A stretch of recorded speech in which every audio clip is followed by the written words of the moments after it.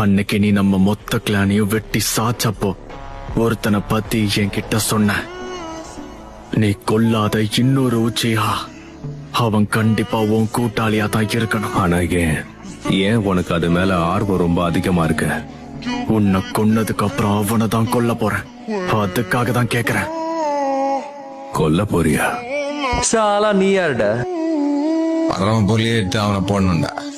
அத்தா சிரமம்டா.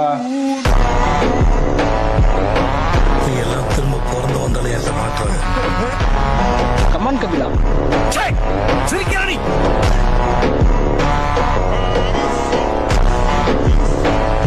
அம்மாட போடானா போடு முடிதான். டேய் அவன் கர்த்தருக்குள் நித்திரை அடைந்து விட்டானடா. சோழி முடிச்சு. Mi corazón, la la la.